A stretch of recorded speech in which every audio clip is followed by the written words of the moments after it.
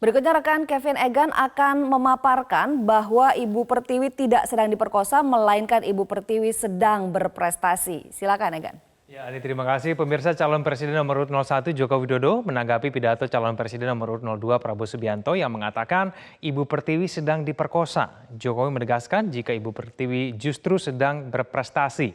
Dalam beberapa tahun belakangan, Indonesia dinilai terus mendulang prestasi di berbagai bidang. Nah, apa saja prestasi yang kemudian ditorehkan oleh Ibu Pertiwi? Indonesia, berikut adalah informasi untuk Anda. Anda dapat melihat di wall di belakang saya, ini adalah mengenai data-data mengenai beberapa di bidang, khususnya di bidang olahraga yang akan kami tampilkan mengenai prestasi yang sudah dicapai oleh Ibu Pertiwi. Yang pertama adalah dalam prestasi di bidang olahraga, Indonesia pun telah menjadi tuan rumah Asian Games dan juga Asian Para Games, dan menjadi tuan rumah di Asian Games ini merupakan kedua kalinya setelah terakhir kali terjadi tuan rumah Indonesia pada tahun 1962. Pada waktu itu Indonesia pada saat menjadi tuan rumah 2018 ini ada sejumlah persyaratan tentunya untuk kemudian akhirnya kenapa Indonesia layak untuk menjadi tuan rumah. Yang pertama adalah harus aman, ekonominya harus stabil, antusiasme penonton yang tinggi, dan kemudian arena olahraga standar internasional. Indonesia memenuhi semua kriteria tersebut, oleh karena itulah Indonesia menjadi tuan rumah.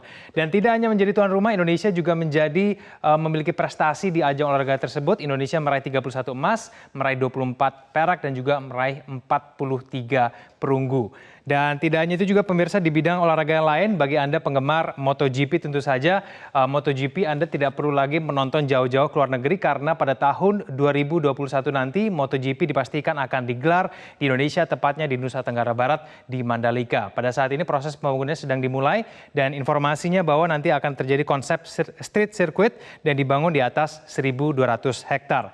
Dari bidang olahraga kita akan beralih ke bidang berikutnya pemirsa, beberapa prestasi yang terus ditorehkan oleh Ibu Pertiwi. Nah, ini adalah mengenai prestasi di bidang militer. Ada pada tahun 1991 hingga 2018 Indonesia, lebih tepatnya TNI, menjadi juara umum lomba tembak dalam ajang Asian Army Rifle Meet sebanyak 13 kali. Ajang ini sudah 28 kali digelar sejak tahun 1991 dan Indonesia 13 kali menjuarainya. Dan kemudian pada tahun 2018 di Global Firepower Indonesia menjadi peringkat ke-15 militer terkuat di dunia. Dengan kata lain, anggaran alutsista kita yang terbatas ternyata tidak kemudian membatasi TNI kita untuk terus berprestasi. Kita ke bidang selanjutnya pemirsa, tidak hanya di bidang olahraga dan juga di bidang militer, Indonesia juga memiliki prestasi di bidang ekonomi. Nah, kita akan melihat data-data di bidang ekonomi apa saja prestasi yang sudah diraih oleh Indonesia. Nah, berdasarkan informasi yang kita peroleh tahun 2018 kemarin, ada 3 lembaga pemeringkat dunia, yaitu Moody's, Standard & Poor's, dan juga Fitch Rating, yang mereka memberikan status peringkat layak investasi untuk Indonesia. Dengan kata lain, ini menjadi acuan bagi investor yang mau melakukan investasi di bidang di Indonesia. Mereka akan melihat 3 lembaga pemeringkat ini, dan 3 lembaga ini sudah memberikan layak investasi kepada Indonesia. Dan kemudian tidak hanya itu, angka kemiskinan Indonesia per Maret 2018 9,8%. Ini merupakan angka kemiskinan paling rendah sepanjang sejarah. Dengan kata lain, baru kali ini Indonesia mendapatkan angka kemiskinan 1 digit. Dan kemudian pada tahun 2016 amnesti pajak ini dinilai sebagai tersukses di dunia karena mencapai uang tebusannya mencapai 81,8 triliun rupiah. Belum ada yang mengalahkan.